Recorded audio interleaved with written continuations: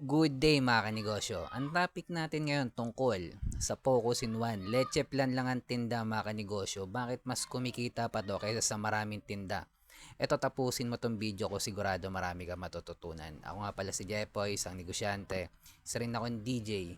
Bilang DJ, kung kailangan nyo pala ng DJ sa club, sa bar, sa event, message lang kayo dito sa page ko or comment lang kayo.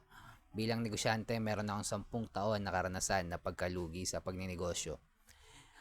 Bakit importante sa pagninegosyo ang Focus in One mga kanegosyo? Kwento ko lang, way back 2015 mga kanegosyo, nung naitayo ko yung sari-sari store ko malapit sa school kung saan ako graduate ng college. Graduate po ko ng marketing management sa TIP Cubao.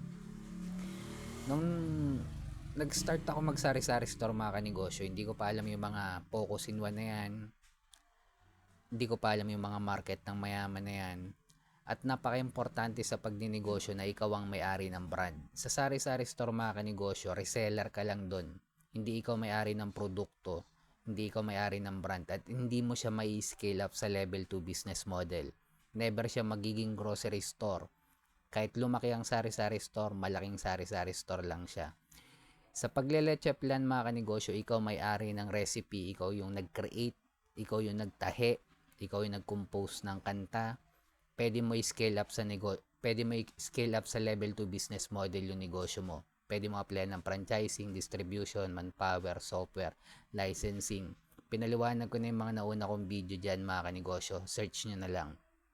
Ano advantage kapag naka-focus in one ka mga kanegosyo? Una, hindi ka hirap ma-identify ng customer mo kung ano yung tinitinda mo mga kanegosyo. Focus ka lang sa leche plan at sa inventory mo tungkol lang sa leche plan.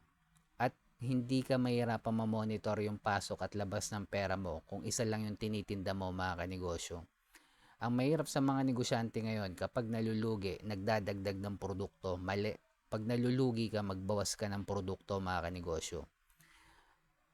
Malulugi ka pa rin kahit naka-focus in one ka kung wala ka sa market ng mayaman.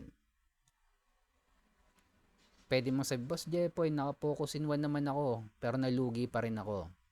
Hindi ka gumagawa ng content, wala ka sa market ng mayaman. Nasa market ka ng walang pera. Walang masama doon mga kanegosyo, pero pagsilbihan natin yung may pera. Budgeted lang ang pera ng masa mga kanegosyo. Kaya kahit anong markup mo dyan, mahirapan kang bibenta yan. Kung sa market ka ng mayaman mga kanegosyo, madali makapag-markup at kailangan mo yung markup na yan sa pagninegosyo mo.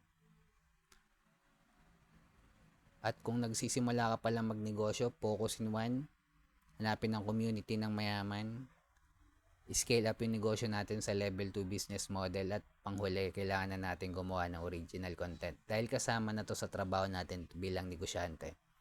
At kung umabot ka sa dulo na video na to, follow mo naman ako, heart mo na rin to.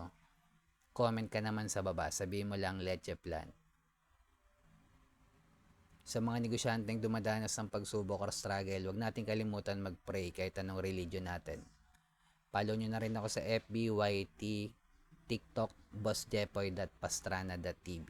Ingat tayong lahat. Peace.